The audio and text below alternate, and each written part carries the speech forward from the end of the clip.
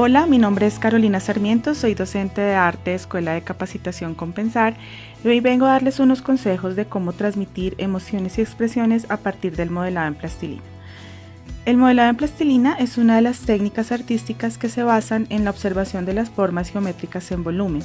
Estas formas simples como la esfera, el cubo, el prisma rectangular, el cono y la gota se pueden transformar en expresiones que comunican emociones. Podemos trabajar con herramientas de corte como estas o estas que nos ayudan a cortar la plastilina. Entonces con estas herramientas podemos hacer diferentes tipos de corte o dividir las porciones que necesitamos para construir el rostro de nuestros personajes. También tenemos algunas otras puntas como estas que nos permiten hacer texturas en los personajes. Por ejemplo, Hulk, si queremos hacerle, por ejemplo, las arruguitas, podemos utilizar este estilete que tiene como unas rayitas para generar expresiones un poco más fuertes en las caritas de los personajes.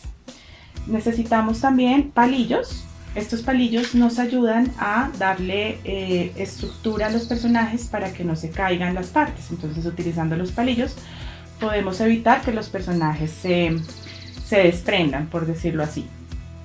Tenemos que necesitar también toallitas húmedas, ya que necesitamos limpiarnos las manos cada vez que cambiamos de color para que nuestras figuras o nuestras caritas queden siempre muy limpias.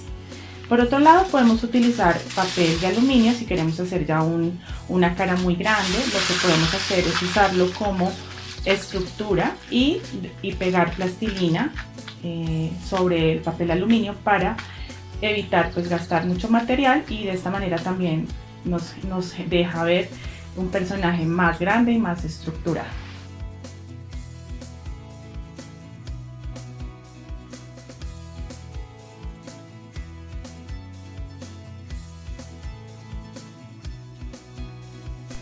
El segundo consejo es entender la estructura del rostro, identificando que las formas de la cabeza son diversas. Entonces aquí vemos, por ejemplo, una cabeza en forma de gota, una cabeza en forma de esfera, una cabeza un poco más rectangular, esta es una cabeza un poco más triangular.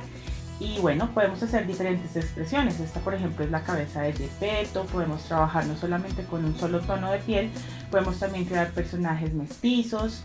El Principito, que por lo menos está con una expresión muy tranquila, muy sonrojado. Entonces, para trabajar el modelado en plastilina es importante entender que cuando vamos a hacer un rostro podemos partir de diferentes formas, como yo les decía. Podemos hacer desde una esfera, ¿cierto? Un óvalo, también hay cabezas ovaladas. Podemos tener cabezas en forma de gota o de pera, ¿cierto?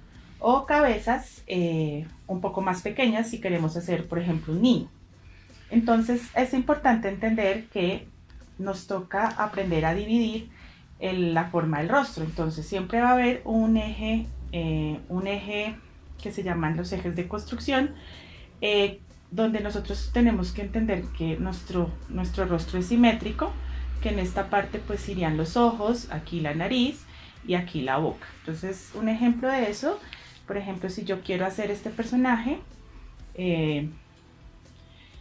digamos, sorprendido, entonces yo trabajo los ojitos, le pongo la pupila, las narices y las bocas también pueden variar. Entonces yo puedo hacer una nariz muy larga en forma de gota, o puedo trabajar también con las herramientas, pues un personaje que esté sorprendido o que se puso tímido. Se le pueden agregar inclusive otros colores, mejillas, y de esta manera pues se van creando diferentes expresiones.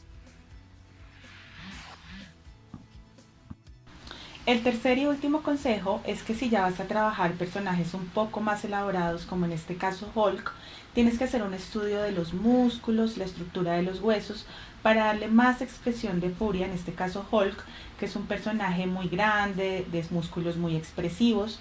Entonces en este sentido pues hay que estudiar más a fondo los músculos. Por ejemplo, si vemos personajes un poco más viejitos, pues acá también pues hay que resaltar algunos rasgos, por ejemplo las arrugas, que el pelo sea blanco, dependiendo del personaje que vas a caracterizar, también tienes que saber mezclar los colores. Entonces la idea es estudiar muy bien el personaje que vas a hacer, estudiar el color y utilizar las herramientas adecuadas para darle la expresión.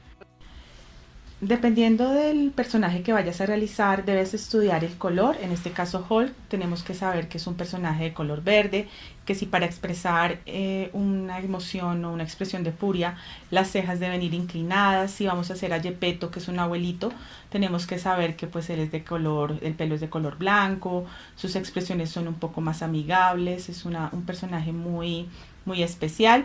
Y también podemos trabajar, por ejemplo, los mestizos o los indígenas también, para enseñarles a los niños que no solamente existe un tipo de piel, sino que podemos trabajar también pieles diferentes, expresiones diferentes, sorprendidas, felices y furiosas. El último consejo es que no solamente podemos crear expresiones y emociones en personajes humanos, sino también podemos crear animales, dependiendo del animal. Un tigre puede ser furioso, un zorro un poco más amigable, y personajes reconocibles para los niños como de películas también.